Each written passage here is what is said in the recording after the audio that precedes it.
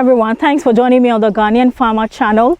If this is your first time, you're most welcome, and stay at home, feel comfortable, subscribe and share all the videos you'll be watching. Now when it's come to agriculture or agribusiness here in Ghana or in Africa, your best bet is the Ghanaian farmer. Okay, the Ghanaian farmer gives you the best information when it comes to farming here, or how to invest into farming here in Ghana. We've gone to other African countries to also tap into their experience, their knowledge, just to help our people here to learn a thing or two, or to help you in case you are looking at going into those countries like Kenya, Uganda, and so on and so forth. Of course, Rwanda as well. You can learn a thing or two from them. Now, this week, I've got a lot of people asking that, how do I start or build a very profitable farm? Now, building a profitable farm requires a lot of tactics or strategies put in place to achieve that success. It is not an overnight success. Anytime you see a farmer who is doing exceptionally well, a lot has gone behind the scenes to get to where the farmer is. Number one is starting from somewhere, or starting with the little resources you have. Why am I saying that? Most of the times, people who want to go into farming are dreaming so big and so wild. They want to have big money before starting. But if that is the perception or the thought you have, it means you will never start. It means you'll forever be procrastinating your agriculture or agribusiness. And so no matter how little the money is, being it 10,000, being it 20,000, what you have to do is that go around the region, talk to people, make inquiries, and be able to find out what works for the budget or the money you have. For instance, where we find ourselves this week on the Ebri township, Awoya Krom, I'm told that it costs 800 cedis to rent a land here. So if you have, let's say, roughly 20,000, if your land renting is costing you 800, then you can sit down and make all the budget. How much would plowing cost me? And over here, I'm told tractors do not really work. They use the manual way, the hoe and the cutlass. So ask about that. The seedling you'll be buying, the fertilizer you're buying. So these are the things that will go into your budget, and it gives you a fair idea of how much you'll be needing to start your farming. Number two is start small.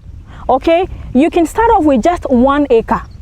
Don't think about 2 acres, don't think about 5 acres, just 1 acre. Rent the 1 acre, start off with it. Remember, you face some challenges, you face some setbacks, but throughout, at the end of the day, when you harvest and you sell, that would help you to now move on to 2 acre, then you move to 3 acre, then you expand. So with just 1 acre, you need just an extra one person to work with you. So 1 acre is good to start off with. Start very, very small. Now, knowledge and experience is number 3. You cannot do away without this. That is why I always advocate that even if you have to pay something small to visit somebody's farm, spend about an hour with the person, ask all the pertinent questions. It would go a long way to enrich your understanding and your experience in what you're about to do. Okay, so it's very important that also, apart from the one-on-one visitation, apart from meeting others, you can start off with utilizing the internet. On YouTube, on X, which is Twitter, on LinkedIn, there are a lot of farmers sharing experiences, challenges, and success. So I would advise you that to start a profitable farm, make sure you utilize the internet to the best way you can, and then move on to visit farms, agritourism. Spend a whole 1 month or 2 months or 3 months dedicated to visiting people who are doing something similar you want to do. Interact with them. Gather all the information and the experience. It will go a long way to help you. Now, you also have to consider getting people to partner with. is very important, getting people to invest in what you're about to do. But that can only be possible if you manage to do the first point, which is start somewhere or start with the little capital you have. Until you go around visiting farmers and making a cost breakdown of how much you'll be needing to start the farm, what then will you tell me if you come to me that, Enyonam, I have some 5 acres I've rented already, but I need money to start off with? A lot of the times when people say, oh, I need people to invest, or I need people to help me with money to do my farming, the question that follows is, how much do you need? And when that big question comes, and you said, okay, I need about 30,000 or I need 50,000, what and what will you be using the 50,000 for? And when you are stuck, then me, I will not give you my money. Or another investor would definitely not give you his money. So it's very important that you would be able to approach people, partner, collaborate, let people invest or open up for investment.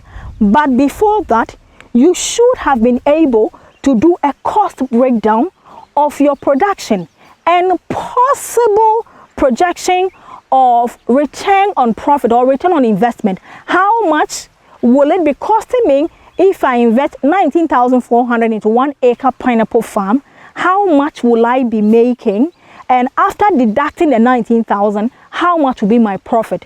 Be open for investment. However, before you are open for investment with other people, it's very important that you would have done a cost breakdown and know how much you'll be needing to actually do the farm and how much your partner would be expecting from investing. And then the last point is, now if you are investing into a farm, do not expect within 3 months, 6 months, you are having your profit. Give the person at least a year.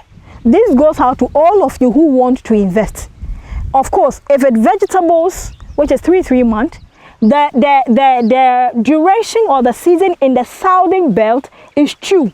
So allow the person to exhaust the 1 year. And then the person can now give you your money and your profit. Do not rush the person. You give me money in the next 4-6 months, you're asking me for the capital and the profit.